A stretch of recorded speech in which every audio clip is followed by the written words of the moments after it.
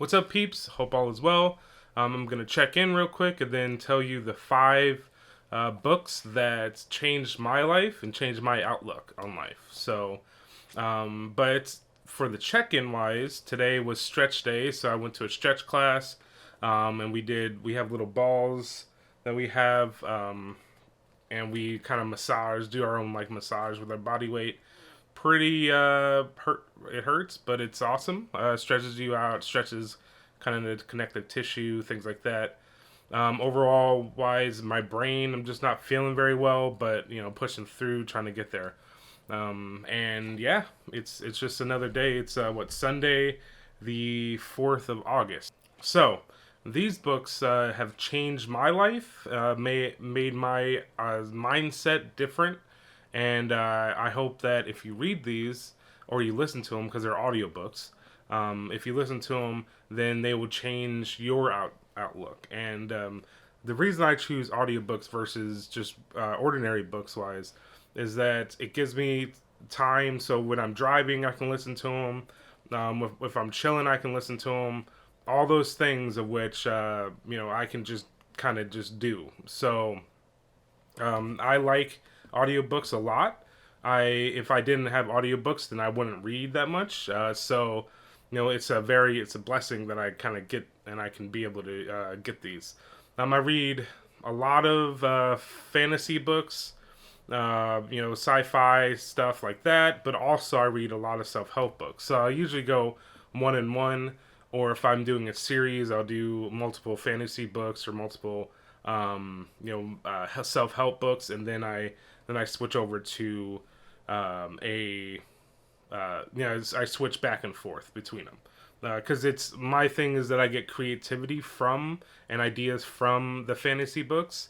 Also, they're entertaining. They're more entertaining than most self-help books, so that's great. And it kind of actually the thing is that a lot of the messages that I get from fantasy books, I also can apply to my life and things like that. So, first of all, I'm going to read off my thing. First of all, Atomic Habits by James Clear. This book talks about habits, obviously. It is a very good book, in my opinion.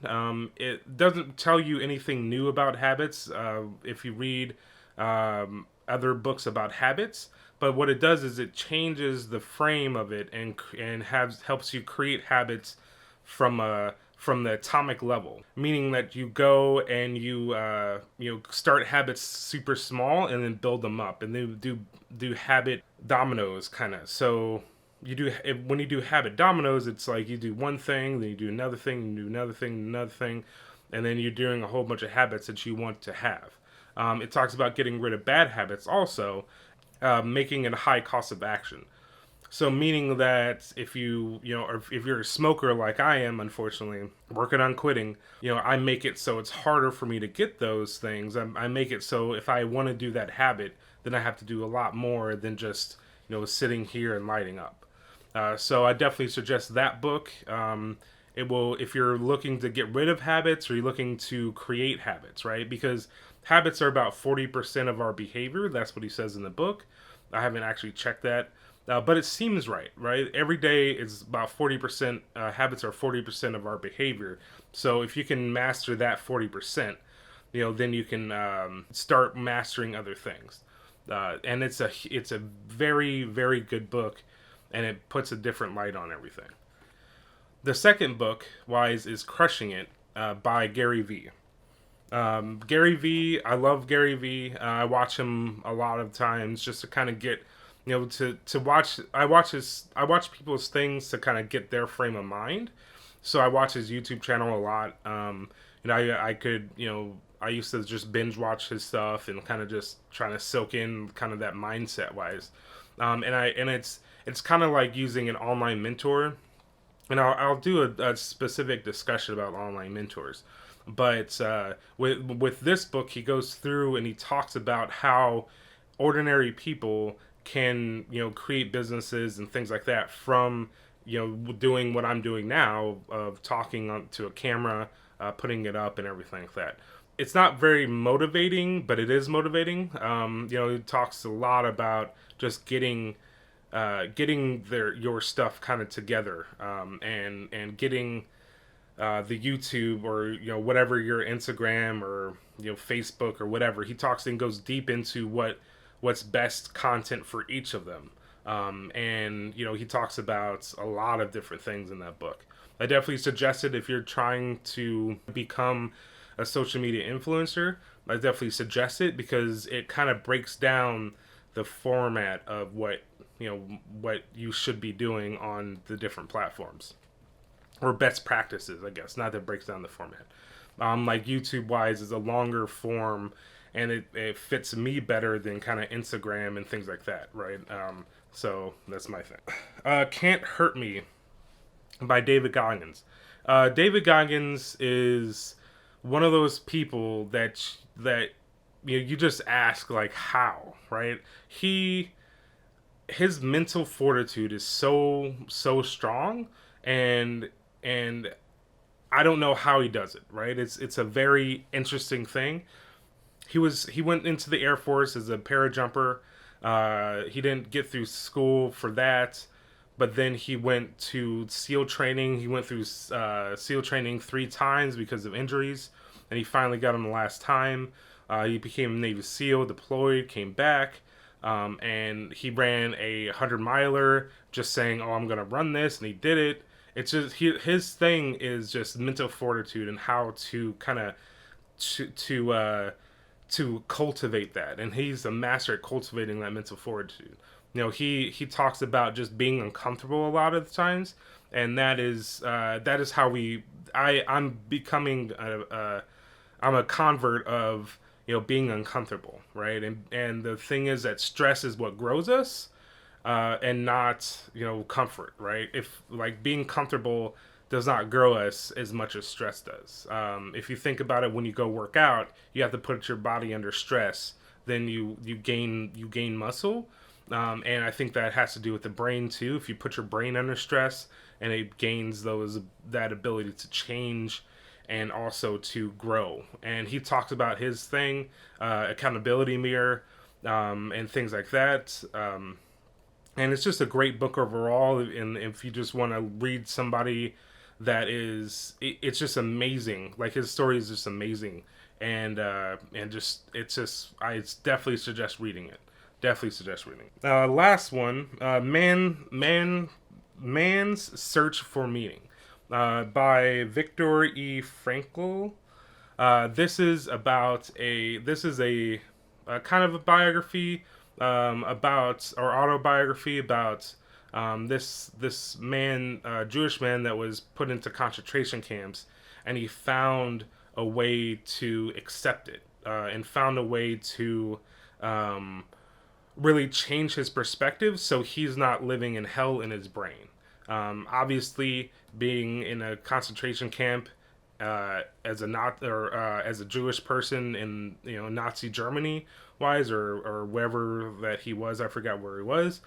Obviously, that is not a good place to be. But the thing is that he was able to change his outlook and change his brain, and the way that he thinks to kind of to own his own perception of reality, if that makes sense. Meaning that, yes, he's in a concentration camp, but the thing is that he also found joy in not what he was doing, but his brain and things like that. And he was able to change his perspective, because a lot of the times perspective is what holds us back. That's an extreme case, obviously bad stuff, but the perspective is our own to kind of deal with, right? So we can always say, oh, I don't have this, or I don't have that, or I don't have this. But the thing is that changing perspective and thinking about how grateful we are of the small things is a huge. I definitely suggest that book.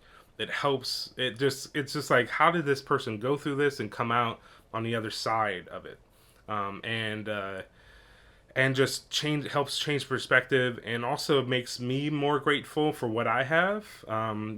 Because it's nothing like reading something that is so horrible that not about Nazi Germany and what they did to Jewish people, and having somebody be able to have the power in his brain to actually say, I'm gonna be like this.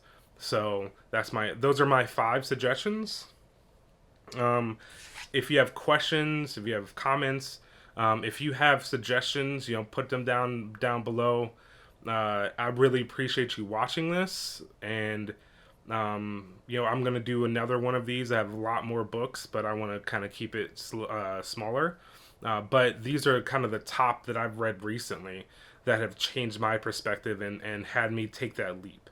And getting to the point of which, even if you're in a bad state right now, and start consuming only positive content. And what will that will do, like these books or positive content on the internet, and what that will do is it will slowly change your brain and get to the point of which you're able to start taking steps, versus if you always look at the news and look how bad things are and stuff like that. That has an impact. That has an impact on our brain, and we just see the world as oh, this is going to be bad, or like the world is ending, all that stuff, and the things that we've been hearing more and more. So fight the negativity with positivity and overwhelm yourself with that. Don't deal with negativity, only deal with positivity, and don't forget that you have the ability to make your perspective and the way that you're living, in your brain. You might not be able to choose where you're living, but to accept what you can accept.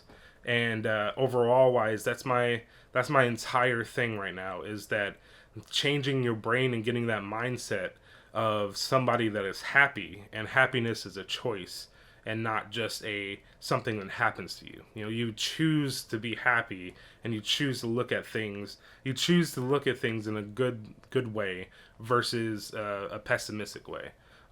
So my suggestion wise is just to read books, and listen to audiobooks, right? That's what I do.